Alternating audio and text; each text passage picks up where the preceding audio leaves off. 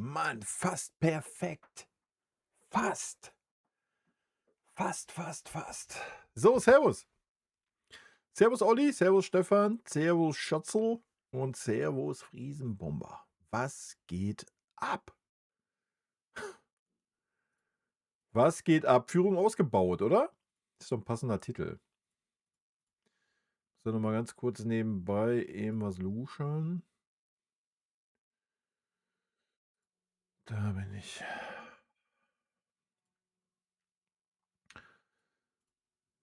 So, und hier auch. Zack. Ja, was geht ab bei euch? Nix oder was? Wir könnten heute meckern auf hohem Niveau, aber das habe ich ja schon in der Spielanalyse getan, denke ich. Hm, ja, ja. Wie gesagt, man könnte über viele Kleinigkeiten, könnte man natürlich was zu sagen. Am Ende des Tages, lass mich gucken. Am Ende des Tages das zweite Unentschieden, oder? In der Bundesliga. Keine Ahnung, ob man sich daran jetzt irgendwie hochziehen sollte. Vor allen Dingen, wenn man schaut, Vorbereitung, etc. Ja, das Spiel hat mich auch gelangweilt über weite Strecken. War kein gutes Spiel von uns. So, da brauchen wir nicht drüber reden. Aber ich denke, ja, wenn wir jetzt nochmal einen versöhnlichen Abschluss in Heidenheim schaffen, ich meine, die Chancen stehen ein bisschen besser, weil Manuel Neuer nicht im Tor stehen wird. Das ist schon mal sehr gut. Ja, da werden wir einen Torwart drin haben, der vielleicht auch mal ein paar Reflexe auf der Linie hat und nicht dem Ball hinterher guckt, als wäre angewurzelt. Vielleicht hilft das. Ja, vielleicht hilft das, ich weiß es nicht. Ich weiß es nicht. Na? Ansonsten, wie gesagt, Führung ausgebaut. Wir haben einen Punkt gewonnen, so. Ist traurig, das zu sagen, ja, ist aber nun mal so. Weil Leipzig verloren hat und Dortmund nun unentschieden gespielt hat, haben wir einen Punkt ausgebaut. Das heißt, wir haben nach 14 Spieltagen 9 Punkte Vorsprung und regen uns dann trotzdem über ein 2:2 gegen Mainz auf, ne? Deswegen. Ja, müssen wir die Kirche mal im Dorf lassen, denke ich. Ich denke mal, so nach dem Spiel, da kann man sich auch mal aufregen. Da sind so ein paar Emotionen noch da, aber jetzt mit so ein bisschen Abstand, denke ich, ähm, muss man das Thema nicht größer machen, wie es ist. Wie gesagt, man kann natürlich so das Thema Leon Goretzka, aber das haben wir letzten Stream schon durchgekaut, denke ich. Denke mal, das Spiel hat das wieder nur einmal mehr gezeigt. Ja, dass die Zeit von Leon einfach vorbei ist. Wenn man dann noch seine Reaktion gesehen hat, ich glaube, Leon hatte das Gefühl, dass er ein gutes Spiel macht, weil man hat ihn diesmal wenigstens wahrgenommen, ja, das ist schon leider nicht positiv, sondern negativ, aber man hat ihn wenigstens wahrgenommen, das war im Spiel vorher nicht der Fall. Vielleicht dachte er deswegen, er hat ein gutes Spiel gemacht und deswegen war er schon sehr angefressen, als er ausgewechselt wurde, ne? Wenn man mal seine Mimik gesehen hat. Ist halt so. Weiß ich nicht. Gab es jetzt irgendwie keinen Grund für. Wenn er ein gutes Spiel gemacht hätte, hätte ich ja gesagt: „Jo, alles klar.“ Aber wie gesagt, das ist auch kein da kann der Leon halt auch nichts für so, ja. Der passt halt einfach nicht in das System. Erst recht nicht, wenn 'n Gegner so tief steht. Das ist ja so das Thema. Wenn wir ein bisschen Platz haben, dann kann's der Leon ja bringen. Dann ist das ja alles nicht so das Thema, aber wenn unser Spiel 20 Meter in der gegnerischen Hälfte stattfindet, kannst du Leon Goretzka halt eigentlich auswechseln. Ist halt leider so. Oder er wird mal vorne in den 16er gehen, dann für 'n bisschen Unruhe sorgen, dann ist er wenigstens irgendwie noch ein bisschen mehr wert, aber na ja. Julian, servus. Schönen Abend erstmal. Wie der FC Bayern am Montag vorher mitteilte, hat sich der Kapitän im Stammkeeper am Sonntag beim 2:2 ja, das ist der war hast du nicht gesehen beim Gegentor? Diese Reaktion auf der Linie. Ähm, Ich denke, er hat's versucht vorm geistigen Auge und dabei kam der Muskelfaserriss. Deswegen konnte er sich nicht bewegen. Nein, keine Ahnung. Alles gut, Muskelfaserriss im Oberschenkel ist jetzt nichts Wildes. Hat er 'ne Woche früher Urlaub. Ja, und gut ist. Mein Gott. Gute Besserung, Ermahnung und gut, weiter geht die wilde Fahrt. Wie gesagt, freut mich jetzt nicht für den gegen der Verletzung, freut mich aber, dass Jonas Obig dann auf jeden Fall safe noch mal 'n Spiel bekommt. Ich hätte es natürlich schöner gefunden, wenn er das Heimspiel bekommen hätte, weil verdient hat er's sich auf jeden Fall. Ja, aber gut, so ist das halt, ne? Mich beängstigt eine Sache. Vor 2 Jahren wurde Thomas Tuchel zu Recht kritisiert. Mittlerweile bin ich mit Vinny ebenfalls unzufrieden. Immer wieder Spieler auf falschen Posis wie unter Thomas Tuchel. Hab Vertrauen in alle, scheint nicht der Tatsache zu entsprechen. Das ist richtig. Ein Nenny zeigt immer wieder, dass er angespielt werden möchte, komplett ignoriert. Zentrale eine Lachnummer. Allein das Argument, dass die Ergebnisse stimmen, ist für mich, weiß ich nicht, weiß nicht, warum das zensiert ist, Alter. Ist das da oben auch zensiert? Ist für mich, I don't know, unser Gott Kane. Ich liebe diesen Fußballer, nicht falsch verstehen.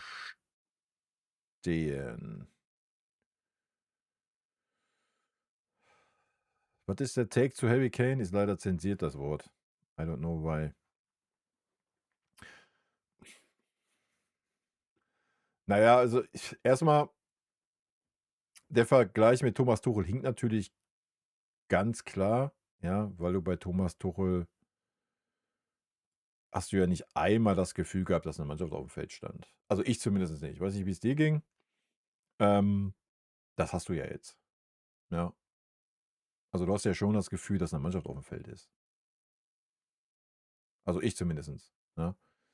Da ist einer für den anderen da, der einer für den anderen tut was. Da ist keiner, der groß abschenkt oder abwiegelt oder sowas. Das ist halt der Riesenunterschied. Ja. So, natürlich brauchen wir ja nicht drüber reden, dass man das nicht diskutieren kann. Habe ich ja auch schon letzte Woche getan, ja.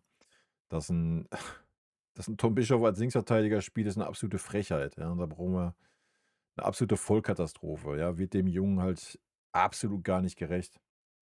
Erst recht, wenn man sich das Spiel anguckt, was er in der Mitte spielen durfte bei uns. Ja. Wo er ja maßlos überzeugt hat. Ja.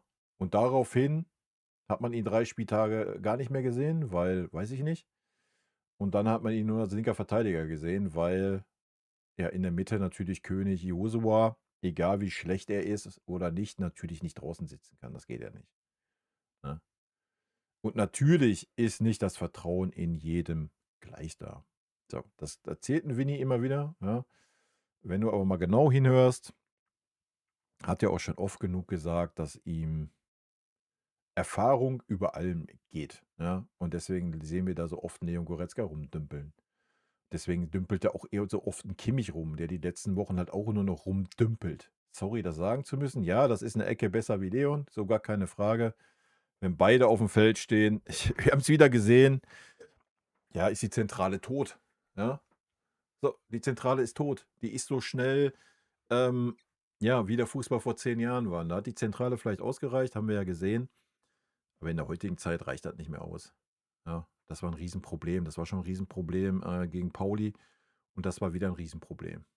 Ja, wir haben einfach keine Geschwindigkeit in der Zentrale, wenn die beiden zusammen da stehen. Null. Absolut null. Ja. Ja. Und das ist natürlich ein Thema, ne? Auch Conny war defensiv nicht gut. So, ja, ist auch wieder ein bisschen abgebaut. Aber ja, wie gesagt, das ist alles auch ein bisschen müde und weiß ich nicht. Wir haben 14 Spiele, 12 Siege, 2 Unentschieden, 51:11 Tore, 9 Punkte Vorsprung, Tordifferenz von +40. Ja, über was reden wir? Ne? Schwierig, schwierig. Allen Abend. Ich verstehe das, ich verstehe die Kritik, ich gehe da ja sogar mit, ne?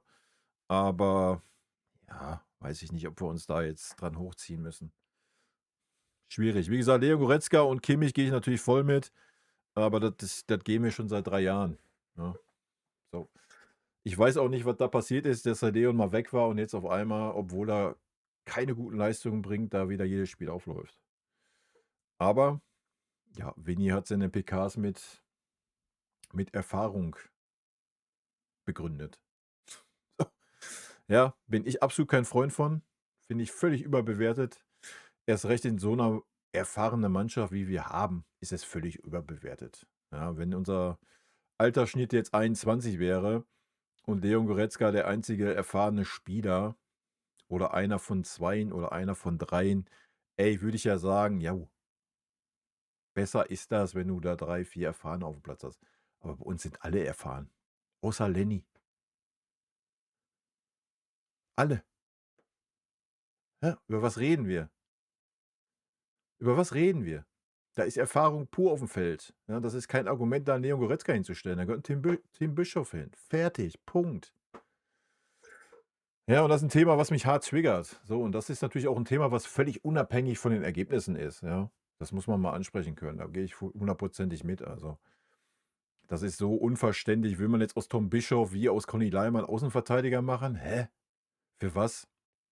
Ich meine, dass 'n Kompanie Alphonso Davies vergöttert, haben wir auch wieder gesehen, ja, dass der eingewechselt wurde, obwohl der was? Junge, der hat nicht einen Zweikampf gewonnen, der hat nicht ein Dribbling gewonnen, der hat nicht einen Ball zum Mitspieler bekommen. Was wird der eingewechselt? Wow, ja, er hat einen Zweikampf gewonnen, weil er schneller war. Was will der da? Sorry, gehe ich nicht mit, Leute. Das wird noch 'n heißes Thema werden in der Rückrunde, glaubt's mir. 'N ganz heißes Thema. Ganz heißes Thema wird das noch. Oh, der Leon hat alle Bayern-Fotos Insta gelöscht. Wegen Hate-Kommentaren. Was für Hate-Kommentare? Also, ich bin nicht drin, ne? Flay to Slay, danke für dein Primey. Vielen lieben Dank. Ich danke dir. Also, ich bin nicht drin in Social Media. Ich kann nicht sagen, ob Leon Hate-Kommentare hat oder was versteht man unter Hate-Kommentaren. Also, ich denke, wenn da jemand seine Leistung kritisiert, ist das völlig zu Recht, Alter, und hat nichts mit dem Hate-Kommentar zu tun. Punkt. Ja. Also, der Einzige, der weiß, warum Leon Goretzka auf dem Platz steht, ist Leon Goretzka und Vincent Kompany. Ich glaube, kein anderer kann das von außen der von außen auf diese Mannschaft guckt, kann das nicht beantworten. Kann keiner beantworten, warum der immer wieder in der Startelf steht. Die letzten Leistungen waren 'ne Katastrophe. Sorry, ja. Und, da muss man sich das gefallen lassen, ne? Also, Kritik, ja. Ich verstehe unter Hate-Kommentaren was anderes, deswegen weiß ich nicht, muss da halt was zu sagen, was genau damit gemeint ist. Warum Leon alle Bayern-Fotos gelöscht hat, I don't know, Alter. Ich denke mal, man hat seine Mimik gesehen, er hat's wieder voll nicht gerafft, warum er ausgewechselt wurde, ja. Ich weiß nicht, er hat wahrscheinlich gedacht, er hätte 'n gutes Spiel gemacht, aber das war halt nicht so, ja. Weiß ich nicht. I don't know. Keine Ahnung. Bin ich nicht drinnen, ne? Dani, servus Kai, meine Wahrnehmung, Bayern mit Diaz ist eine andere Mannschaft als ohne Luchu. Jo. Jo, na klar. Vor allem in Sachen Mentalität und Energie auf dem Platz. Ja, die linke Seite ist ja tot ohne ihn. So, das haben wir jetzt in mehreren Spielen gesehen. Serge Gnabry hat meistens 1, 2 Aktionen pro Spiel. Ja, und das war's. So, das war's. Ja, der arbeitet natürlich nicht so mit nach hinten, wie Luis Diaz das tut. etc. Ja, fairerweise ist natürlich die Seite auch nicht eingespielt mit Serge Gnabry und 'n Tom Bischof dahinter. So, muss man ehrlicherweise auch sagen. Ich will jetzt gar nicht alles an Serge festmachen, ja. Hat ja seine Chancen auch noch gehabt. Aber wenn man über Luis Diaz, wenn er mal 'ne Großchance vergibt, von Chancentod redet, Alter, dann musst du bei Serge Gnabry, weiß ich nicht, er muss 'n neuen Begriff erfinden, Alter. I don't know. Aber ja, Luis Diaz merkst du natürlich. Definitiv, ohne Frage, oder? Da sieht man halt, wie wichtig dieser Spieler ist. Jetzt schon, der gerade mal 'n halbes Jahr da ist. Wieder einmal ein Standardgegentor. Wenn man diese eklatante Schwäche nicht ablegt, ist der Gewinn der Champions League ausgeschlossen. Ja, dann spätestens in der K.O.-Phase wird es natürlich schwierig. Da solltest du natürlich bei Standards voll da sein. Das ist vollkommen richtig. Ja. Da gehe ich mit. Ja. Aber also ich persönlich habe auch nicht damit gerechnet vor der Saison, dass wir ansatzweise um die Champions League spielen können. Aktuell sieht es ja so aus, also mal abwarten. Man kann das natürlich jetzt alles, ich habe es ja schon mal gesagt, man kann das natürlich jetzt alles so ein bisschen auf die Müdigkeit schieben. Ja, so ehrlich muss man halt sein. Ich denke mal, das sieht man ja auch gerade an der Mannschaft. Ich weiß, ist natürlich, keine Ausrede, brauchen wir nicht drüber reden, aber ja, zudem musst du sehen, gestern war ja, was war gestern auf dem Feld? Guck dir die Viererkette an, Alter. Die Viererkette gab's so noch nicht, ja. Das gehört auch zur Wahrheit. So. Du hast Danny gehabt, du hast Kim gehabt, du hast Ito gehabt und du hast einen Tom Bischof als Linksverteidiger gehabt. So. Ja, weiß nicht warum, weil man dachte so, weiß ich nicht. Meins findet nicht statt oder was? Oder? Und nochmal ein Tom Bischof als Linksverteidiger geht nicht. So, das haben wir jetzt 3, 4 Mal gesehen. Das geht nach vorne natürlich, weil es nach vorne hin eher ein halblinker Mittelfeldspieler ist. Aber in der Defensive kommt der nicht klar auf dieser Posi. Ja, so, Punkt. Und er ist da völlig verschwendet. Es macht eigentlich auch gar keinen Sinn, ihn da hinzustellen. Also, und nochmal, das alles nur, damit man nicht Leon Goretzka, damit man Leon Goretzka und Joshua Kimmich aufstellen kann. Deswegen haut man nicht mal einen Tom Bischof in die Mitte oder einen Conny Leimer seit über 1,5 Jahren. Wegen den beiden Koryphäen, boah, das ist schon hart. Ja, und das kann man auch kritisieren, denke ich, ja. Auch wenn die Ergebnisse halt gerade stimmen. Mainz hat nur gemauert. Wir hatten viel die besseren Chancen und hätten den Sieg verdient gehabt. Mhm, okay. Lass ich mal so stehen. Dass wir mehr Ballbesitz hatten, ja. Dass wir mehr Torschüsse hatten, ja. Ich habe jetzt nicht gesehen, dass wir 3, 4, 5 hundertprozentige hatten. Also. Ja, wir haben uns natürlich ein paar Chancen erspielt, aber die Mainzer waren immer dazwischen. Ne? So, die haben mit Mann und Maus verteidigt, natürlich. Guck doch, wo die herkommen, Alter. Tabellenletzter mit 5 Punkten. Oder was hatten die? Ne, 6 hatten sie. Jetzt haben sie 7. Ja, was erwartet man? Sollen die nach München kommen und Kapelle machen oder was?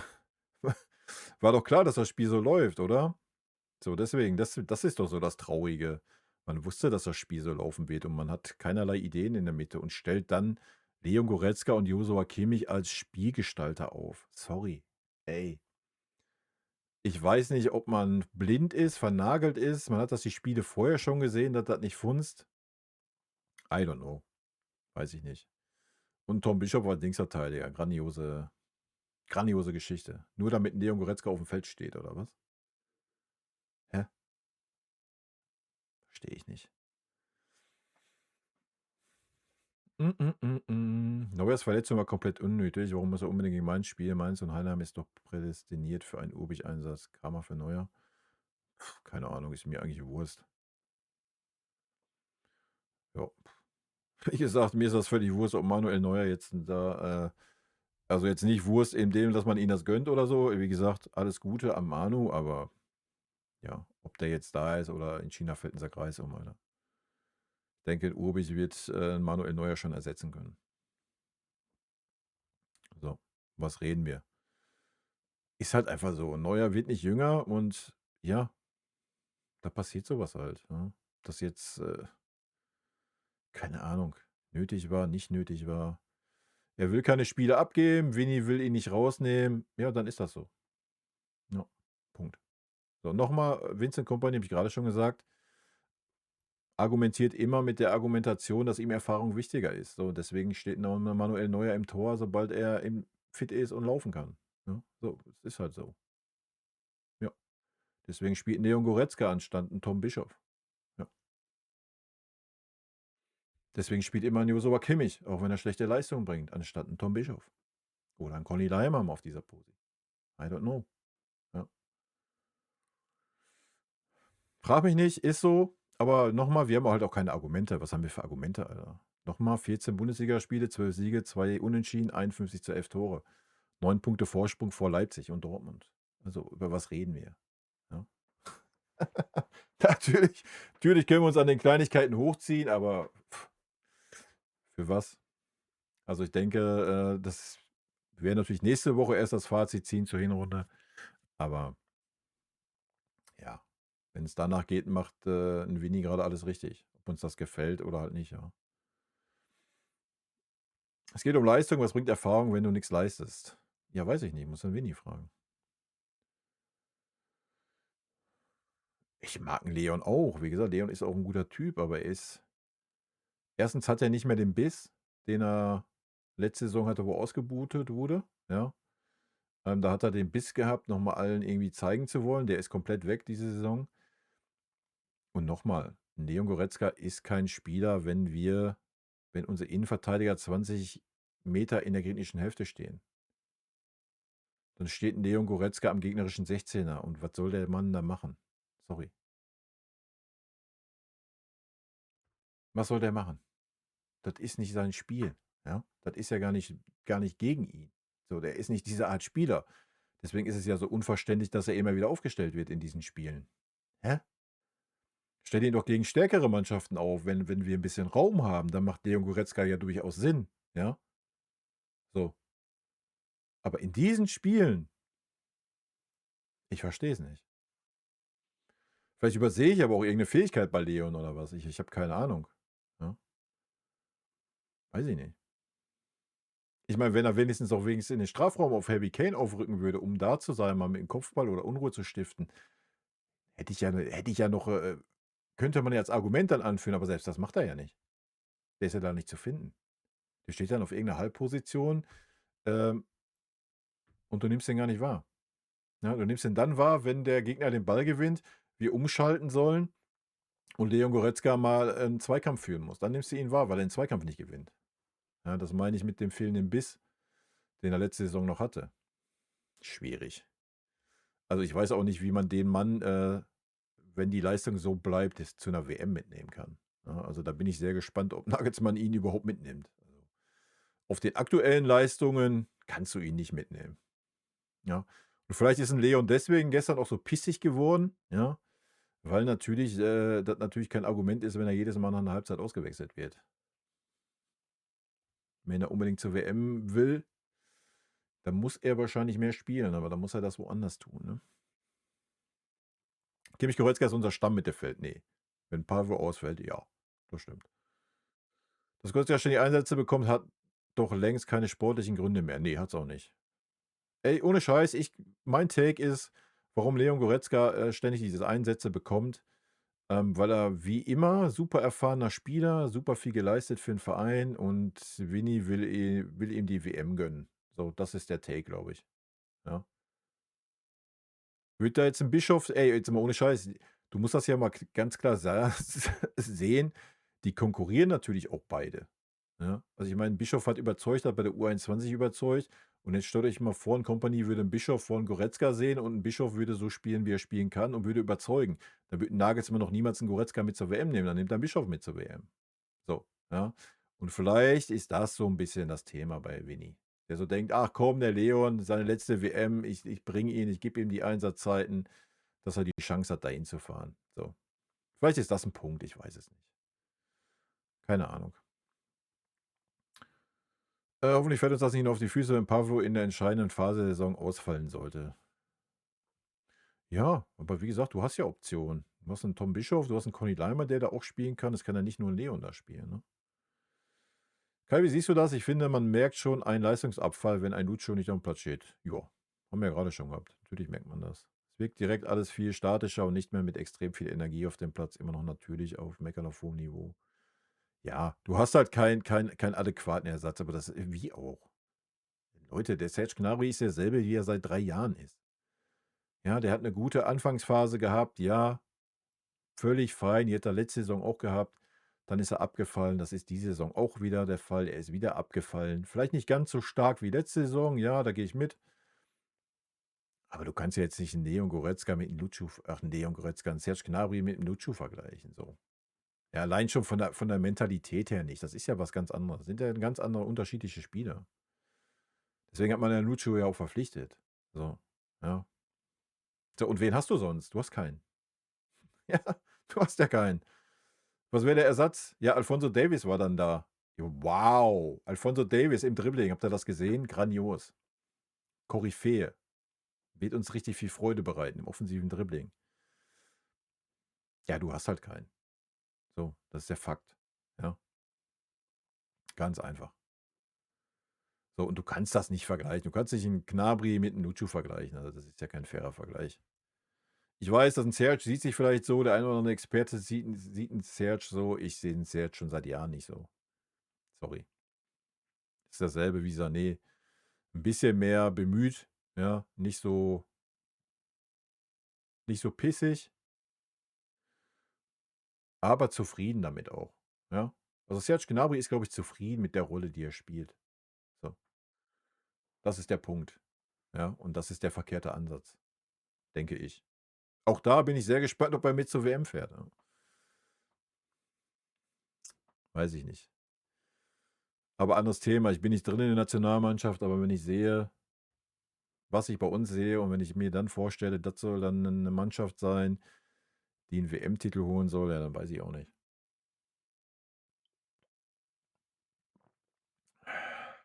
Dann wird es schwierig. Winnie hält allgemein immer zu lange an Spielern fest. Ach, das weiß ich gar nicht.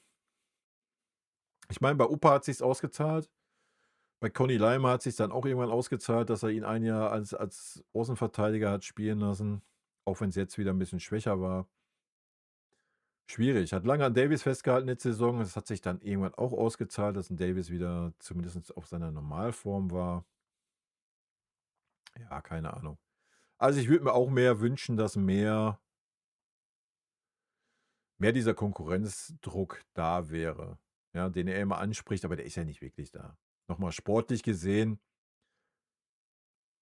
stell mal sportlich gesehen 'n Leon Goretzka mit 'm Tom Bischoff in der Zentrale in Konkurrenzkampf, dann hätten Leon Goretzka nicht auflaufen dürfen in den letzten Wochen. So, ja, und das passiert halt nicht.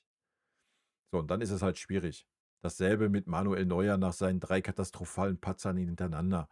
Ja, da hättest du ihn rausnehmen müssen. Punkt. Fertig. Egal, ob er Manuel Neuer heißt.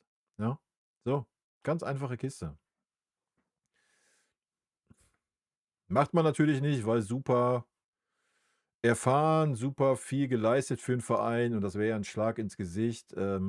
Ja, sind wir halt wieder bei dem Thema, dass Spieler nicht ihren Zeitpunkt verpassen, wann sie aufhören sollten. So, ja. Da muss erst wieder Uli Hoeneß von seinem Thron steigen und muss am Ende der Saison sagen: „Ach Manu, ne, ist jetzt aber auch Zeit, ne? Geh mal noch 'n Jahr in die USA, da kannst du noch 'n bisschen kicken. Geh mal zum Thomas.“ Ja, dasselbe mit Leon, anders wird der Bums nicht laufen, Alter. Ist so. Wenn Serge wieder verlängert wird, dann weiß ich nicht. Der wird verlängert, bin ich mir sicher. Weil der wird sich drauf einlassen, wenn du den die Bezüge kürzt. Wie gesagt, der hat halt keinen. Also, es würde mich überraschen, wenn er noch mal die Herausforderung sucht, irgendwie England oder sonst was, würde mich überraschen. Ja. Aber wer weiß, manchmal überraschen uns ja Menschen, ne? Siehst du Gefahr, dass in der Rückrunde wieder 'n Einbruch geben wird? Ne, sehe ich nicht. Wie in den letzten Jahren oder denkst du, es wird anders in der Rückrunde als in der Rückrunde? Ja, ich glaube schon, dass es anders wird. Ja, definitiv. Warum? Habe ich gerade schon gesagt, weil's 'ne Mannschaft ist. Ja, das ist der große Unterschied zu den letzten Jahren. So, das hat man auch jetzt gesehen. So, wir hätten in den letzten Jahren das Spiel gegen Mainz, nicht noch 'n Unentschieden gespielt, das Spiel davor gegen Pauli wären wir auch nicht mehr zurückgekommen. Das kommst du halt nur, wenn du 'ne Mannschaft bist. Und das sind wir, ja. So, das ist natürlich auch dann wahrscheinlich die Argumente, dass 'n Leon spielt, dass 'n Neuer spielt, bla bla bla, wegen, ne? Wenn die dann auf der Bank sitzen würden, weil sie keine Leistung bringen, dann ist natürlich gleich wieder Gejammer. Ich meine, gerade Manu, wissen wir ja, dem wurde ja schon das Herz rausgerissen von Vereinsseite, weil der Torwarttrainer mal gewechselt wurde. Dann kannst du dir vorstellen, wie sein Herz blutet, wenn er mal leistungsbezogen die Ansage kriegen würde: „Manu, das war jetzt nix. Die letzten 3 Spiele, du bleibst jetzt mal draußen.“ Ja, dann wird ihm wahrscheinlich nicht nur das Herz rausgerissen werden, von daher tut man das dann besser nicht. Zum Wohle der Gemeinschaft, genau. Ob das richtig ist oder nicht, wird dann ja, das Ende der Saison zeigen, wa? Ich denke mal, in der Bundesliga ist das alles nicht so wild, wenn wir da auf die Tabelle gucken, ja. Aber ja, der Rest wird sich zeigen. Der Vertragsverlängerung mit Gnabry ist mittlerweile auch nicht mehr sportlich gerechtfertigt. Ja, doch schon, ne? Wenn du die Statistiken anguckst, ist er der drittbeste Scorer in dieser Mannschaft? Ja, ich weiß. Wild, aber ist so. Aber ja, wie du schreibst, jedes Jahr fängt er stark an, lässt stark nach. Ja, das ist sehr halt. Die einzig konstante starke Saison war die Sextour-Saison, die ihn in 'n Megavertrag eingegangen. Ja, genau. Aber wie gesagt, der macht halt auch, er hat's ja auch gesagt in der PK letztens, wo er da war in der Champions League, dass er zufrieden ist. Er ist zufrieden mit der Situation, wie sie ist. So, und den Eindruck macht er ja seit Jahren. Ja, er macht immer den Eindruck: „Ja, ist mir doch scheißegal, ob ich spiele. So, ey, ich kriege hier 17 Millionen, ist mir doch egal.“ So, den Eindruck macht er, ja. Vielleicht tun wir ihm da Unrecht, vielleicht ist er einfach nicht der Typ, der das dann irgendwie kommuniziert oder zeigt. Weiß ich nicht, kann natürlich auch sein. Schwierig. Kimmich und Goretzka in Kombi, das langsamste und kreativste Mittelfeld aller Topclubs. Definitiv, ja. Aber das ist ja auch schon seit Jahren so. Seit Jahren. Wir reden wirklich über Jahre. Wirklich über Jahre. Ja.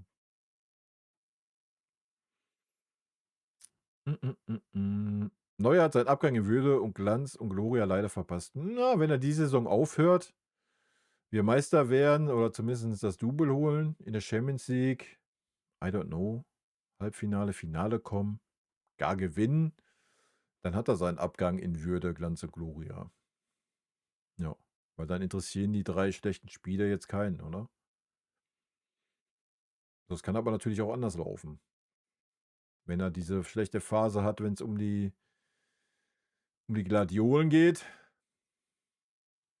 wir durch 'n Patzer im DFB-Pokal ausscheiden und in der Champions League, dann hat er das definitiv nicht, ne. Aber das ist natürlich viel Glaskugel, ne? Moin Kai, gehe jetzt pennen. Katastrophe 2:2. Wenn Neo nicht Winter oder Sommer geht, werde ich 'n Pokal nach München senden. Ja, so ist das halt. Gab nur einen einzigen Transfer, der mir in den letzten 10 Jahren wirklich wichtig war und eine richtige Herzensangelegenheit, und zwar der Abgang von Leroy. Seitdem bin ich wieder tiefenentspannt, was den Kader angeht. Bischof muss zur WM. Ja, wird er ja nicht fahren. Dafür müsste er ja Spielzeit bekommen. Spielzeit als was? Linksverteidiger? Ne. Also, in der Rückrunde wird's super schwer für Tom, irgendwie Spielzeit zu bekommen. Ja. So, da brauchst du nicht in die Glaskugel gucken. Linksverteidiger Posi ist dicht, ja. Fonzie Davies ist absolut gesetzt unter Kompany. Da gibt's keine 2 Meinungen, auch wenn ich das anders sehe. Des Weiteren hast du Ito als Linksverteidiger. Des Weiteren hast du Stani, Conny Laimer, die Posi bekleiden können. Also, da wird Bischof keine Spielzeit mehr kriegen auf dieser Position. Und die Position tut ihm auch nicht gut, wenn wir ehrlich sind. So, ja, so. Kimmich spielt immer. Ja, brauchen wir nicht weiterreden, oder? Wichtigen Spielen spielt Pavlo, in den nicht wichtigen Spielen spielt Goretzka, weil er Spielzeit braucht für die WM. So, wo soll 'n Tim Bischof Spielzeit kriegen? Ich meine, vielleicht verlässt Leon Goretzka den Verein im Winter, ja. Dann sieht das natürlich anders aus. Vielleicht tut er das, weil er zur WM möchte, ich weiß es nicht. Ist vielleicht ein Ding? I don't know. Schwer zu sagen.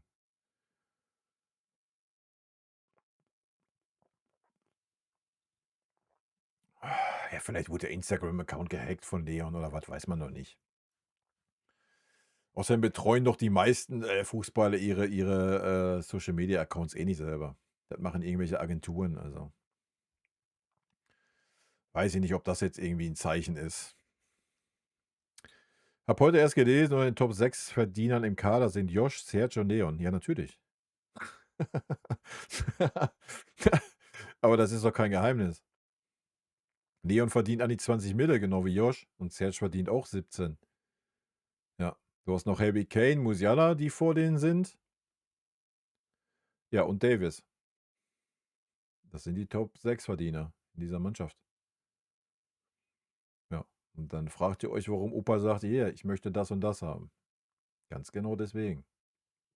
Weil der sieht ja auch, was die Leute leisten, die diese Gehälter beziehen und was er leistet. Mein persönlicher Take: Vini will nicht die Fehler von Ancelotti und Kovac wiederholen. Bedeutet, alle Verdienste und Name, Positionen in der Teamhierarchie sind wichtiger als aktuelle Form. Ja, habe ich ja gerade auch gesagt, so ein bisschen, ne? Selbst mit den Alten reicht's locker für die Bulli. Wieso dann was ändern und so hast du keinen Stress in der Kabine. Ja, ganz genau. Weil so 'n Tom Bischof hat ja keine Ansprüche. Ja, vollkommen richtig. Kicker zu Causa Daio beim FC Bayern hingegen ist zu hören, dass nach der überteuerten Vertragsverlängerung im Frühjahr nicht mehr jede Forderung nachgekommen werden soll. Ja, ja. Ja, ja. Denselben Scheiß haben wir bei Alphonso Davies gehört, wo man gesagt hat, 12 Millionen und nicht mehr. Ich denke, ihr wisst das Ende vom Lied, oder? 20 Millionen Jahresgehalt, 30 Millionen Handgeld. Für 'n durchschnittlichen Spieler auf internationalem Niveau. Ja. Und was wurde da nicht alles geredet? Auch von Uli Hoeneß Seite. Ja, also, sorry. Brauchst du nicht ernst nehmen, was da irgendwo steht.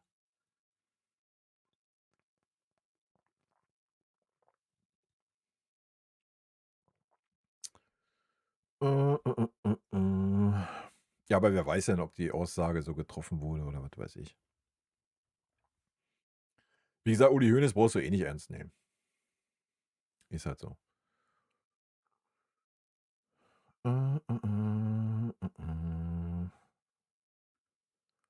Wenn Opa geht, dann Schlotti verpflichten, der hat sich gemacht. Ja, läufst du bei mir vor 'ner zu Tür. Müller war gestern im Stadion. Schade, dass wir nicht gewonnen haben für ihn. Warum sollen wir denn für ihn gewinnen?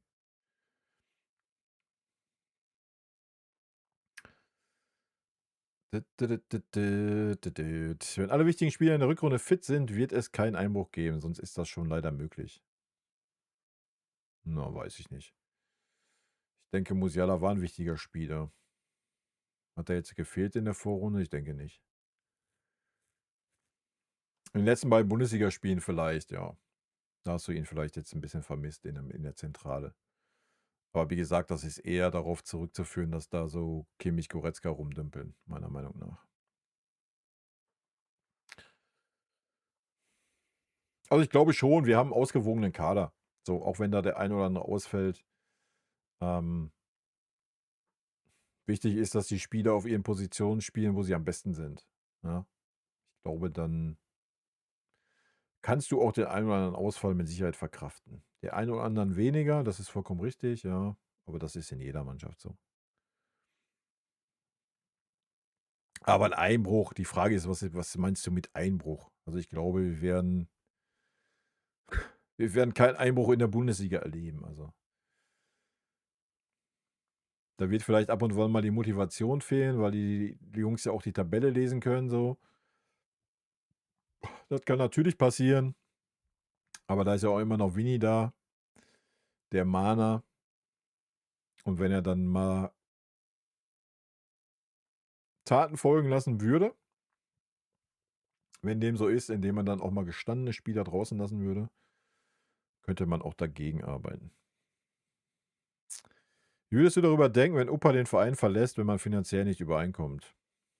Wegen mir völlig fein. Ich habe da gar kein Problem mit. Habe ich schon mal gesagt. Also, wenn da 'n Spieler ist, noch mal, ja, der sagt: „Ey, ich möchte 25 Millionen verdienen.“ Der FC Bayern sagt: „Nein, können wir nicht oder wollen wir nicht. Wir machen max 16“, dann ist das so. Wenn der Spieler dann einen anderen Verein findet, der ihm dieses Geld zahlt, ja, Hovi, hau rein, Junge. Ja, warum denn nicht? Ja, Geld regiert die Welt, Leute. Das ist traurig, aber wahr und erst recht im Sport, ja?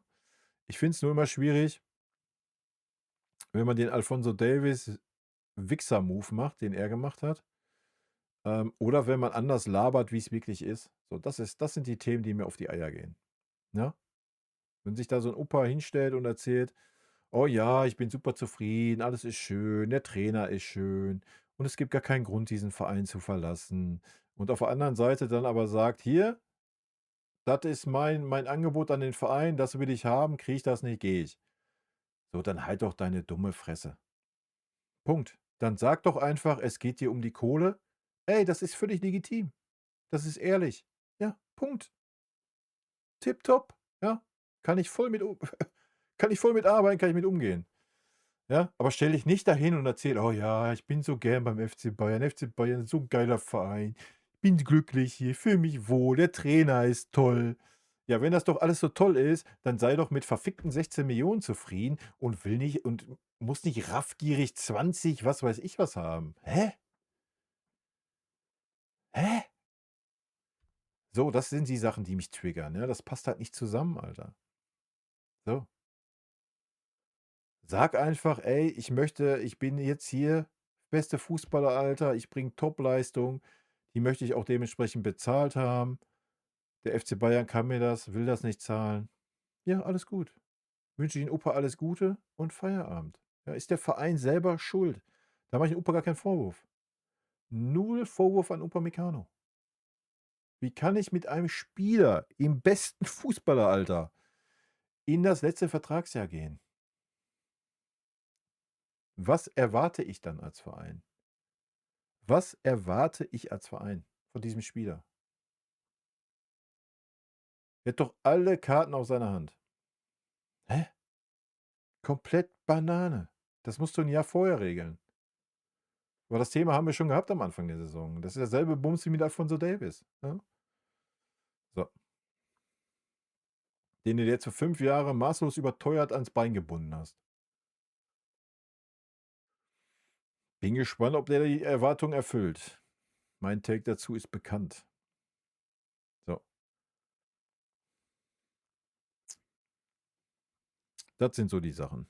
Der Rest, wie gesagt, wenn der Opa mehr Kohle haben will, als wie der Verein ihn zahlen kann, er deswegen den Verein verlässt, ist das für mich völlig fein. Habe ich gar kein Problem mit, ja.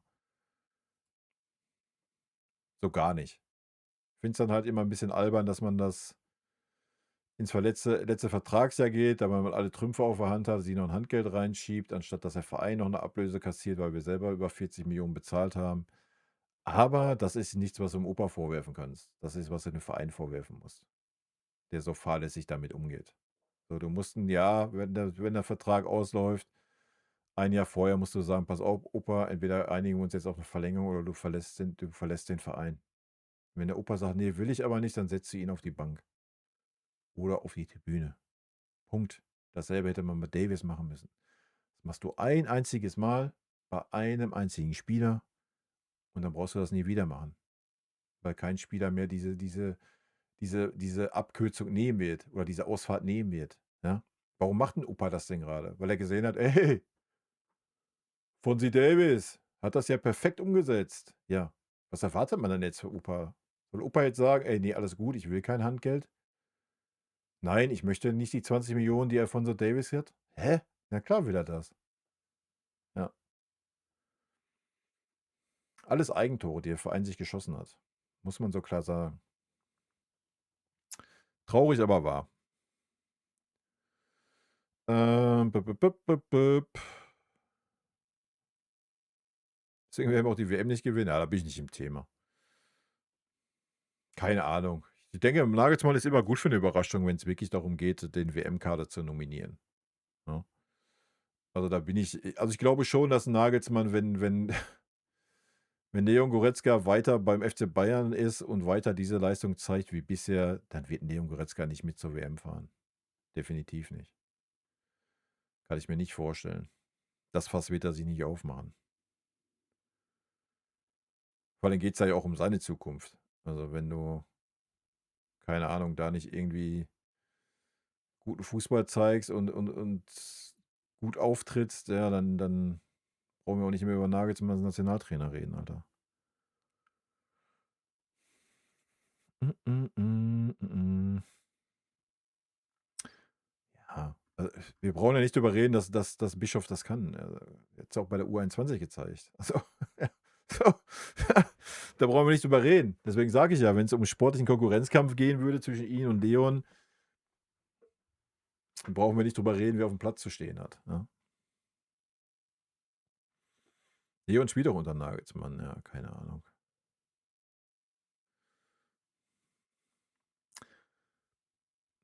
Was soll ich sagen? Was soll ich sagen? Aber Leon war doch auch schon mal raus unter Nagelsmann, oder? Oder war das vorher? Keine Ahnung. Ja, wie gesagt, ich bin nicht drin im Thema Nationalmannschaft. Ich weiß es nicht. Bin gespannt. Turnier gucke ich mir natürlich an, ja. Jetzt noch nicht mal unbedingt aus deutscher Sicht unbedingt. Natürlich auch interessant. Ja, aber ansonsten bin ich da nicht drin. Dafür, wie gesagt, wenn ich da einen Leroy Sané sehe, wenn ich da einen Serge Gnabry sehe, wenn ich da einen Leon Goretzka sehe, dann weiß ich brauche mir die Nationalmannschaft nicht angucken. Weil dann weiß ich, da werden Spieler eingeladen, wo es einfach nicht nach Leistung geht. Ja, Punkt. Dann brauche ich mir da nicht reinziehen. Kann ich nicht. Will ich nicht. So ein Ding. Düdüt, düt, düt, düt, düt. Ja, Sané ist auch wieder da, weil er mal ein Tor gemacht hat, ne? Bei Galatasaray. Ja. Ja. Hat er ja gezeigt jetzt in der drittklassigen Liga, dass er da auch mal ein Tor schießen kann. Ja. Alles alte Bekannte. Ja, alles der gleiche Bums immer, ne? Das ist ja, was ich sage. Deswegen, du kannst das.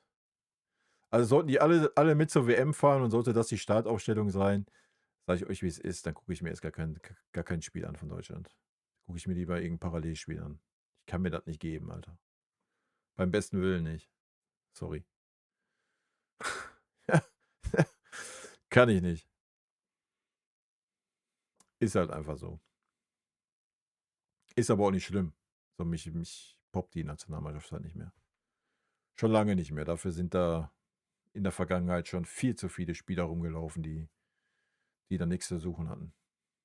Wenn ich dann Rüdiger sehe, Alter, ich weiß gar nicht, ob der immer noch da ist, dann ist sowieso ganz vorbei, Alter. Der hat da halt vom Typ her, von dem, was er vom Schädel her ist, da hat der gar nichts in irgendeiner Nationalmannschaft zu suchen. Alter. Punkt. Geht nicht. Kannst solche Leute nicht in irgendeine Nationalmannschaft reinstecken, die irgendein Land vertreten sollen und Vorbild sein sollen, Alter. Das geht nicht. Ja. Schalte ich nicht ein. Guck ich mir lieber Holland an, oder? Guck ich mir lieber den Tuchel an mit Harry Kane, Alter. So ein Ding. So ein Ding wird das dann. Ja.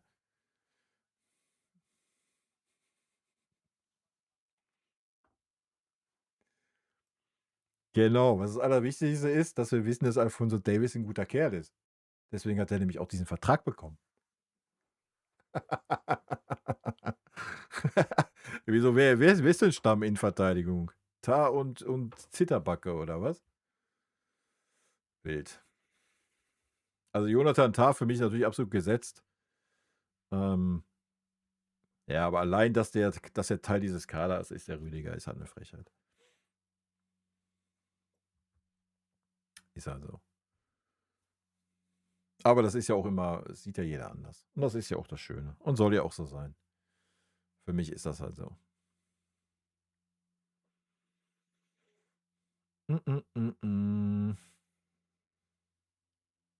Aber wie gesagt, für mich ist es auch andersrum. Diese Lennart Kahl-Geschichte ist für mich halt auch maßlos überzogen. Ja, da kannst du am Ende der Saison, sollte der das, was er gerade zeigt, die komplette Rückrunde zeigen und sich ansatzweise halt auch mal gegen einen Michael Olisse oder einen Jamal Musiala durchsetzen, was er ja machen werden muss, sonst wird er keine Spielzeit bekommen. Dann können wir natürlich darüber reden, den Jungen mit zur WM zu nehmen. Aber nicht jetzt, weil sein Stern aufgegangen ist, 6 gute Spiele oder ordentliche Spiele mit 6 Tore, 2 Vorlagen. Ja, alles fein, alles gut. Wie gesagt, wartet mal die Rückrunde ab. Sollte er es da bestätigen? Ja, na klar. Ja, dann steht er natürlich in Konkurrenz zu Serge Gnabry. Dann kannst du ja nicht argumentieren, ich nehme Serge Gnabry mit und lasse ihn in der Karl zu Hause. So, ja. Und dann hast du dasselbe Thema, was ich vorhin sagte, zwischen Goretzka und Bischof. Ja. Wild. Wird interessant zu sehen sein. Friesenbauer, hau rein. Hau rein. Schön, dass du da warst. Nee, verstehe ich auch. Das verstehe ich. Ja, na klar, habe ich ja auch gerade gesagt. Also aber du musst ja auch mal sehen, in der Rückrunde sind andere Voraussetzungen, ne? So, da heißt, du musst einen Jamal Musiala verdrängen. Du musst einen Michael Olisse verdrängen. Oder du musst einen Nuccio verdrängen. Und du musst ja schon mal generell einen Serge Gnabry verdrängen. Du musst ja schon mal der erste Einwechselspieler sein. Also, ich glaube nicht, dass 'n Lennart Kahl als Stammspieler von Michael Olisse oder von Jamal Musiala in dieser Mannschaft ist. Über Lucho brauchen wir gar nicht reden, denke ich. Aber man will's natürlich sehen, vielleicht macht er noch 'n Stepper, ne? Vielleicht kommt Musiala auch nicht gut zurück aus seiner Verletzung und so weiter. Wird man alles sehen. Ja, ist 'n Luxusproblem, natürlich, ja?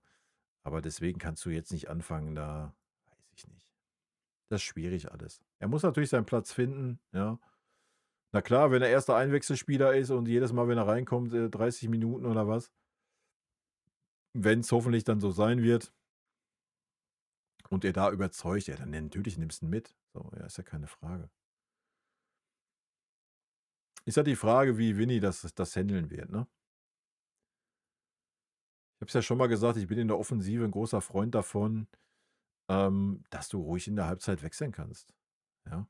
Wenn irgendeiner keinen guten Tag hat oder müde wirkt, ja, dann nimmst du den zur Halbzeit raus und bringst den frischen Mann rein. So, wo ist das Problem, ja? Da geht's nicht um 'ne defensive Struktur oder sonst was. Ich meine, selbst das ist ja in der Bundesliga eh immer 'n bisschen hinfällig. Okay, grade nicht wirklich, ja, grade sind wir ja anfällig. Aber vorne, grade die Winger, sorry, Alter, das sollte kein Problem sein, die positionsbezogen zu 'ner Halbzeit tauschen zu können, ja? Ganz im Gegenteil, so. Deswegen sollte da eigentlich jeder seine Spielzeit kriegen. Die Frage ist dann der wieder pissig, weil er nach 45 Minuten raus muss, bla bla bla. Das Übliche halt, ne? Vor Gnabry sehe ich ihn. Ja, vor Gnabry ist er ja schon. Das sieht man ja grade. Zerç durfte spielen, weil Lucho nicht da ist. Sonst hätten Zerç nicht gespielt. Ja, brauchen wir uns nix vormachen. Ja, also, wir haben's ja letztens schon gesagt. Also, Lenny ist 'n überragendes Talent, hat alle Fähigkeiten, die man benötigt. Ähm 'n Vinny macht das grade auch gut, finde ich, den Umgang mit Lenny. Wichtig wird halt sein, wie ich grade sagte, wie's in der Rückrunde ausschaut. Ja, wenn Musiala halt auch wieder da ist. So, dann muss es möglich sein, Lennart Kahl trotzdem die Spielzeit zu geben, die er braucht. So, das wird die Herausforderung werden. Wenn er das hinbekommt, ja oder das überhaupt möchte, das ist ja immer so das Thema dann, ja, steht 'ner Entwicklung nichts im Weg, denke ich, ne? Ja, wir werden's sehen. Ich bin sehr gespannt. Oh, ich bin reconnected. Wenn Karl weiter so spielt, muss er Stamm spielen bei der WM. Ja, ja, klar. Also, Stamm spielen bei der WM, wenn er kein Stammspieler beim FC Bayern ist, oder was? Wie soll das denn funktionieren? Schwierig. Hm, hm, hm. Und ich weiß nicht, wer sind denn die Alternativen? Adeyemi oder was? Ist der grade Stamm bei Dortmund? Ich habe keine Ahnung. Ich habe es ja grade schon gesagt, also wenn we wenn er vor Gnabry ist, ist er vor Gnabry. So, die Frage ist, ob der Nagelsmann dann die Eier hat zu sagen: „Ich nehme lieber Lennart Kahl anstatt 'n Gnabry mit.“ We will see. Na ja, du musst ja schon Spieler mitnehmen, die du auch einsetzen willst, ja, sonst macht das ja auch keinen Sinn. Du kannst ja keinen mitnehmen und sagen: „Ey, ich nehme dich mal mit, weil du 'n guter Dönerverkäufer bist wie Großkreuz oder was?“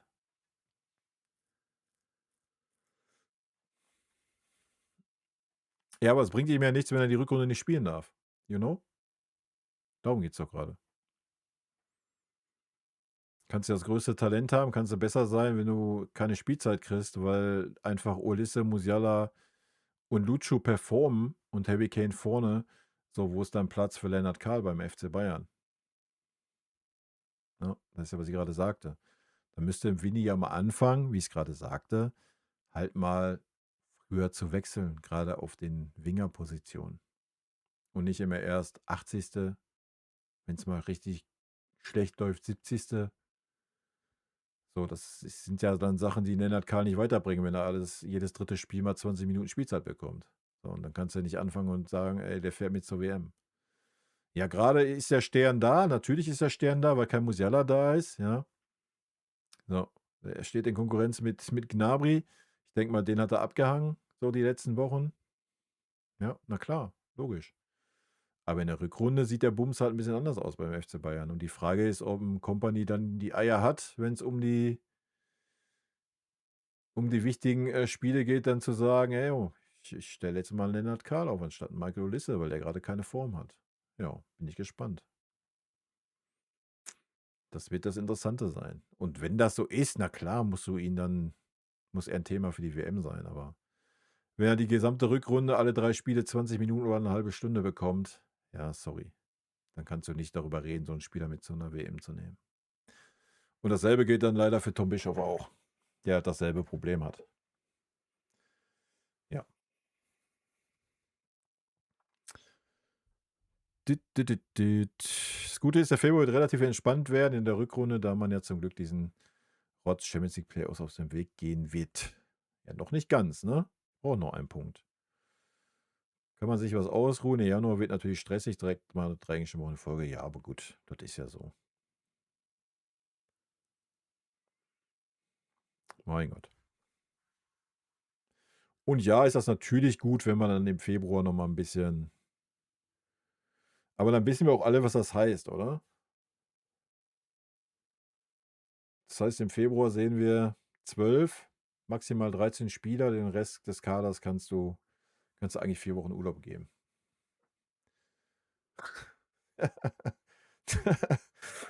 Tja, alles andere würde mich überraschen. Aber wer weiß, vielleicht überrascht uns Vinny ja. Ich meine, das Schöne ist ja an Vinny, er ist ja auf jeden Fall ein Trainer, der lernt, ja? Und vielleicht nimmt er das mit, dass dann trotzdem auch da 'ne gewisse Rotation mal da ist. Aber er hat natürlich dann keine Argumente zu den Spielern. Was will er sagen? „Hey, ja, du wirkst gerade müde, wir rotieren jetzt deswegen mal.“ Schwierig, ne? Aber mal sehen, ich bin gespannt. Das sind so die Themen, die interessant sind in der Rückrunde.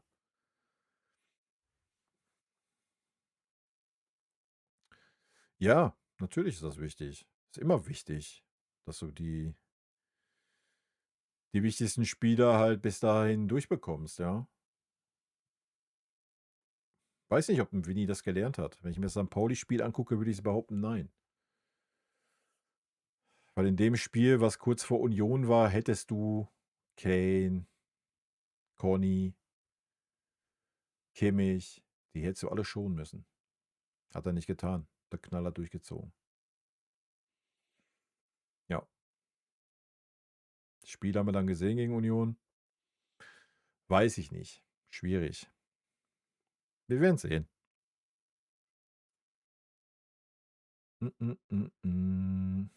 Und dafür bist du ja auch selbst verantwortlich zum gewissen Teil mit Verletzungen, ne? Aber ich denke schon, dass man daraus ein bisschen gelernt haben wird. Ja, aber das weißt du ja auch. Ich weiß nicht, die Leute denken immer, auch in den Kommentaren und sowas hast du echt oder auch hier im Stream manchmal Leute, die sagen: „Ja, jetzt ist ja erst mal Länderspielpause, da können die Spieler sich erholen.“ What the fuck is going on, Alter? Beim FC Bayern erholt sich keiner. Die sind alle weg. Die sind alle weg, ja? So, wer soll sich da erholen? Ganz im Gegenteil. Das vergessen immer viele, ne? Ja, und dann musst du darauf halt reagieren, Alter. Dann musst du halt sagen: „Ey, der hat jetzt beide Länderspiele gemacht, ja, dann spielt er jetzt nicht, wenn das 'n Spiel gegen“, ey, wir haben 9 Punkte Vorsprung. So, warte doch mal im Februar ab, ja? So, wahrscheinlich stehst du dann mit 12, 15 Punkten Vorsprung da. Ja, ganz ehrlich, da musst du einfach sagen, wenn da so 'ne Länderspielgedöns wieder ist und du hast platte Spieler, ja, dann müssen die draußen bleiben. Wenn du dann die 3 Punkte nicht holst, dann holst du sie nicht. Drauf geschissen, ja? So.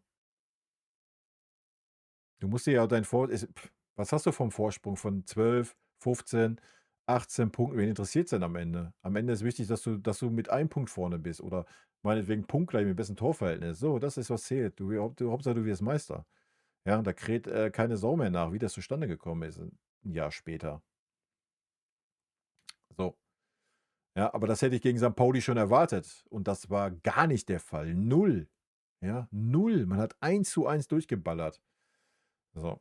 Und deswegen habe ich gesagt, wird's interessant, ob man das in der Rückrunde besser macht. Ja.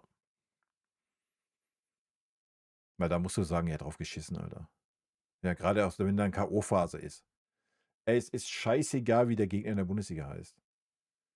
Wenn du 12 Punkte Vorsprung hast oder jetzt 9 Punkte, und du bist dann in der K.O.-Phase in der Champions League, ey, dann musst du das Spiel, was dazwischen ist, ja, hört sich hart an, wegschenken will ich auch nicht sagen, aber dann musst du jeden, der wichtig ist, der müde war schon im ersten Spiel der Champions League, den musst du draußen lassen. Und zwar am besten komplett. Ja, den brauchst du gar nicht erst mitnehmen und auf die Bank setzen. So, ja, den streich aus dem Kader, lass ihn zu Hause, komm klar, gerade wenn es heavy ist oder wenn man weiterhin auf Manu setzt oder was weiß ich, die ganzen alten Säcke, ja, dann lass sie halt einfach mal raus. So. Ja, und das muss möglich sein. Punkt. Und nicht wieder wie letzte Saison gegen Dortmund da die Leute noch alle aufstellen und sich totrennen lassen zwischen Inter Mailand. Ey, wie hirnverbrannt war das bitte? Harry Kane war im Hinspiel schon tot. Ja, der war einfach nicht fit. Und dann lässt du ihn gegen Dortmund noch durchballern, damit er dann fit ist fürs Inter-Rückspiel oder was? Katastrophe, Alter. Ja, Katastrophe. Junge, Junge. Ja, das wird das Interessante sein. Äh, ja, keine Ahnung. Alles, was halt nicht im Süden war. Ja, klar hat er uns das gekillt. Und für was? Für was, Alter? Inter hat die ganze Mannschaft geschont. Und Inter hatte weniger Vorsprung in der Liga wie wir. Aber wir haben die Eier nicht gehabt zu sagen, komm. Ja, so. Und das musst du diese Saison anders machen. Definitiv. Und du hast ja die Qualität auch in dieser Mannschaft. So, das musst du ja auch mal klar sagen. Ja, ist das dann Dortmund? Ja, Dortmund wird aber selbst wahrscheinlich selber noch in der Champions League spielen. Ist es Leipzig? Bla bla bla. Ja, klar. Ja, dann kriegst du vielleicht mal auf die Fresse. Ja, dann ist das so. Ja, dann ist das so. So. Nochmal, ob wir am Ende der Saison mit 9 Punkten, mit 12, mit 1, 2 Meister werden, wen interessiert es denn? Also mich persönlich zumindest nicht. Ja, ganz einfach.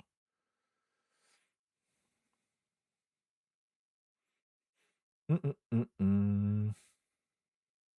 Ja, aber da sieht man ja auch schon, über was wir hier heute diskutieren oder sprechen. Das sind unsere Sorgen, die wir haben, Alter. Ist schon wild, ne? Ja, na klar setzt er mehr Spiele ein. Aber nochmal, warum? Also ich gehe 100% mit, ja, 100%. Aber warum hat man gegen St. Pauli so gespielt, wie man gespielt hat? Das war St. Pauli. Das war St. Pauli, nochmal. Und du spielst 3 Tage später gegen Union. Und gerade die Spieler wie Harry Kane, Kimmich waren schon im Spiel davor müde. Das hast du gesehen. Das waren schon keine guten Leistungen. Warum stellst du sie dann gegen St. Pauli im Heimspiel auf? Wo du einfach hättest sagen müssen, ich meine, es ist gut gegangen am Ende des Tages bei Union, ja. Also von daher habe ich persönlich keine Argumente, ja. Aber eigentlich hättest du sagen müssen, pass mal auf, Josh, Happy, alles klar, haut rein, ihr habt jetzt Wochenende, gönnt euch. Bleibt mit dem Arsch zu Hause, bleibt bei eurer Familie. Pokalspiel seid ihr wieder bei 110%. Ja.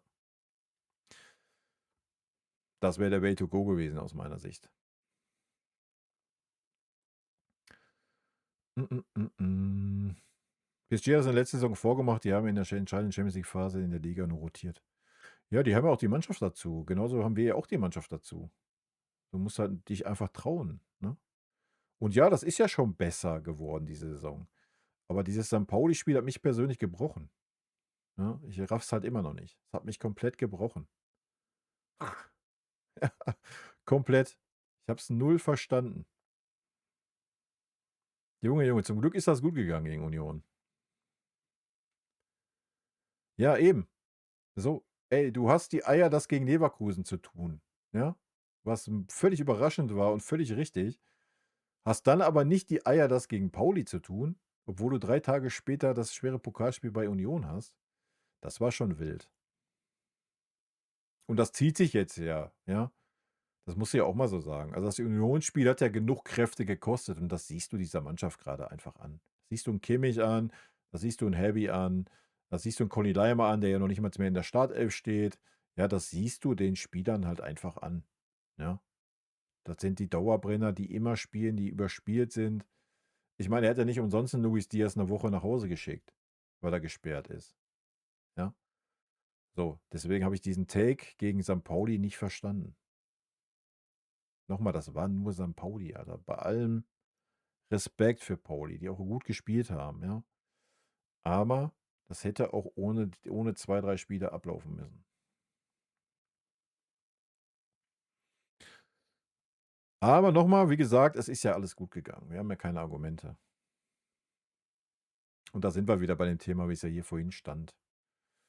Ja. Für mich ist es halt 'n Argument. So, was soll ich jetzt kritisieren? Wir sind im Pokal weiter, alles ist gut. Wären wir da jetzt gescheitert, dann hätte man das Fass halt aufmachen können. Genauso wie jetzt gegen Mainz, ja? Hättest den Elfer nicht geschenkt bekommen, in Anführungsstrichen geschenkt. Ich denke mal, den Elfer gibt nicht jeder. Dann hättest du das Fass natürlich ganz anders aufmachen können. Aber selbst dann wäre es ja nur 'n kleines Fass gewesen, weil die komplette Konkurrenz auch nicht gepunktet hat. Ja, also hättest du ja noch nicht mal zum Punktverlust gehabt. Du wärst ja dann immer noch Punkt davor. Also, ja, ist halt so.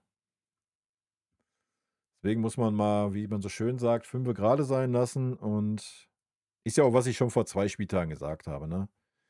Du musst den Bums jetzt so mitnehmen. So, ist halt so. Die Mannschaft wirkt müde, sie ist müde. Ich denke mal, das zeigen Mannschaften, die wie auch Pauli, die leidenschaftlich waren, wie Union, wie jetzt auch Mainz, ja? So, und wenn du dann siehst, dass die Mainzer Donnerstag noch gespielt haben, auswärts, so, ja, ist halt das beste Argument. Da siehst du halt, dass unsere Mannschaft gerade nicht, auch wenn sich immer alle da hinstellen und sagen: „Ja, das spielt keine Rolle, darf keine Rolle spielen.“ Ja, wenn du dann die frischen Spieler mal auf die richtigen Positionen stellen würdest, würde das vielleicht auch keine Rolle spielen, aber das tust du ja dann nicht. Dann hältst du ja noch an Spielern fest, die keine Leistung bringen, weil sie super erfahren sind, musst die mit durchziehen. Ja, und dann sieht's halt so zäh aus, wie es gerade ist, ja. So, jetzt hast du Heidenheim. Das wird auch kein einfaches Spiel, bin ich mir sicher. Wenn du jetzt gegen die letzten 3 Gegner solche Probleme hattest, wirst du gegen Heidenheim auch Probleme kriegen, ne? So, die werden auch um ihr Leben laufen, ja? Die werden auch defensiv stehen. Die werden auch schnell umschalten. Die werden auch gute Standardsituationen haben, weil das jede Mannschaft hat, die unten drin steht. So, ja. Jetzt hast du 'ne Woche Zeit.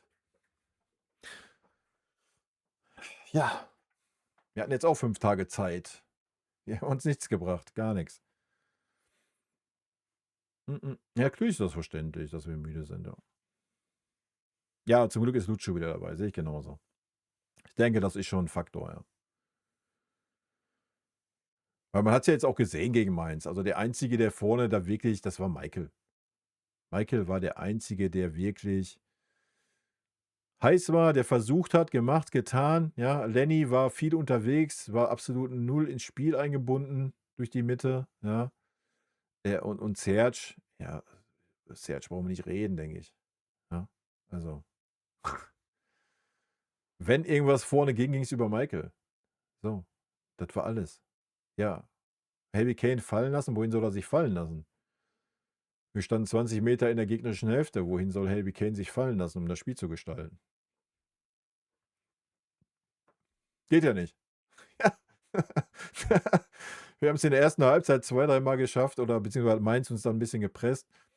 Da haben wir 2, dreimal dann 'n bisschen Raum gehabt, ja? Aber ansonsten hat das komplette Spiel in der Mainzer Hälfte stattgefunden. Da ist halt nix mit Harry Kane lässt sich fallen, Alter, um das Spiel zu eröffnen. Da waren halt Kimmich und Goretzka gefragt und das haben wir dann gesehen, wie das aussieht. Aber ja, mein Gott. Wie gesagt, wir müssen nicht überbewerten. Alles ist gut. Keine Ahnung, vielleicht hätte Lucio auch 3 hundertprozentige vom Pfosten genagelt oder übers Tor geschossen. Mein Gott, wer weiß das schon. Ist ja jetzt nicht so, dass wir chancenlos waren oder gar keine Chancen gehabt hätten. Ja, wir hatten ja 'n paar Chancen. So, es war immer Mainzer dazwischen, die waren heiß. Der Goalie hat 1, 2 gut gehalten. Ja, ist halt so, ne? Mein Gott. Darfst halt hinten nicht so billige Dinger kassieren. Ja, aber wie gesagt, das ist einfach das ist auch Das ist auch, glaube ich, noch niemals körperlich, das ist mehr so die mentale Geschichte, glaube ich. Ja. Vorne ein bisschen unkonzentriert, hinten ein bisschen unkonzentriert. Und dann ist das halt so. Aber ist doch auch nichts passiert. Wie gesagt, wir haben noch einen Punkt gewonnen, Alter. Wir haben einen Punkt ausgebaut. Und dann ist doch gut. Und wie gesagt, nächste Woche redet da eh keine Sau mehr drüber. Geschweige denn in 2 oder in der Rückrunde, wen interessiert's? Ja, ganz einfach. Och, das interessiert auch das Unionsspiel nicht, wie wir weitergekommen sind, sonst was. Interessiert jetzt schon keinen mehr. Du guckst jetzt auf das Leipzig-Spiel im Pokal, was mit Sicherheit ein heißer Tanz wird. Ja, wird auch sehr interessant werden, denke ich. Immerhin ein Heimspiel, ja. Das war wichtig, glaube ich. Auswärts wäre es noch schwieriger gewesen. Ja. Heidenheim jetzt gut zu Ende bringen. Wie gesagt, Ubich wird im Tor stehen. Ich glaube, das tut uns ganz gut. Auch allein schon in der Spieleröffnung, die er halt einfach teilweise hat, was Manuel Neuer leider nicht mehr hat, was er früher auch mal hatte. Ja, Manuel Neuer hatte auch mal so eine gute Spieleröffnung, dass er auch mal einen Gegenangriff eingeleitet hat oder so. Das hat er gar nicht mehr. Ja, ist er gar nicht mehr irgendwie auf der Höhe, hat er nicht mehr auf dem Schirm. Das hat natürlich der Jonas. Ja, zeigt er in jedem Spiel. Ich glaube, das kann uns gegen Heidenheim auch noch gut was nutzen. Ja. Wir werden sehen. Sehr wahrscheinlich werden wir dann auch wieder Tar und Upa sehen in der Startelf. Ja. Und ich denke, Pavlo mit Miosch. Aber wer weiß, vielleicht sehen wir auch wieder Leon und ja, hör mir auf. Gut, Leute, ich habe keine Themen mehr. Ich bin durch. Wenn von euch keiner mehr was hat, mache ich Feierabend. Wenn von euch noch jemand was hat, können wir da gerne noch drüber schnacken. Aber ansonsten würde gegen Heidenheim wie folgt aufstellen. Ubich, Conny, Tar, Upa, Stani. Kimmich, Pavlo, Lucho, Lenny, Ulisse, Kane. Ja, ich würde einen Kimmich rausnehmen und einen Bischof reinstellen. Ich würde einen Conny raustun und einen Ito reinstellen. Als Linksverteidiger. Das wäre meine Aufstellung. Weil Conny wirkt gerade auch nicht fit. Kimmich wirkt nicht fit. Auch wenn die jetzt eine Woche Pause haben, die sind einfach maßlos überspielt, meiner Meinung nach. Und ich denke, ein Ito tut gerade unserem Eröffnungsspiel sehr gut. Ja, spielt sehr gut runter, sehr souverän. Kann ich mir schon gut vorstellen. Und ich denke, Bischof Stani kann schon gut sein. Kann schon gut sein. Würde ich gerne mal ein bisschen sehen wollen, ja. Aber deine Aufstellung ist natürlich auch völlig fein.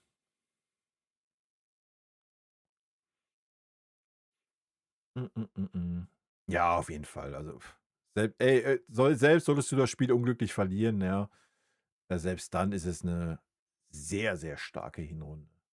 Also, da brauchen wir nicht drüber reden, oder? Bei allem, über was wir mosern, so über Kleinigkeiten, über manche Sachen zu Recht, andere vielleicht ein bisschen zu penibel. Guckt euch die Ergebnisse an, Alter. So, Punkt. Ja. Und guckt euch die Spiele an. Ja, jetzt gegen Mainz war es wirklich mal sehr langweilig, teilweise, auch bei dem einen oder anderen Spiel. Aber dann denkt mal an Tuchel-Fußball zurück, ja, oder an Kovac-Fußball und an 85% der Spielminuten in dieser Saison, wo es wirklich Spaß macht, dieser Mannschaft zuzuschauen. Ja, und Betonung liegt auf Mannschaft. So. Genau, jammern auf hohem Niveau. Denke ich auch. Gut, Leute, dann wünsche ich euch einen schönen Abend. Weiterhin guten Start in die Woche. Wir haben noch ein Spiel. Sonntag am 4. Advent. Grandios. Und danach hören wir uns nochmal den Montag. Oder ist dann schon? Was ist denn das für ein Datum eigentlich? 22. Okay, da ist noch kein Weihnachten. Da hören wir uns dann nochmal. Dann ziehen wir ein kurzes, was wir heute schon ein bisschen getan haben, Hinrundenfazit. Ich denke, das wird sehr, sehr positiv ausfallen. Wir werden natürlich auch die kritischen Sachen ein bisschen ansprechen, na klar. Aber im Großen und Ganzen, wir können uns nicht beschweren, denke ich. Ne? Leute, Vielen lieben Dank, dass ihr da wart. Ich wünsche euch eine schöne Woche. Haut rein.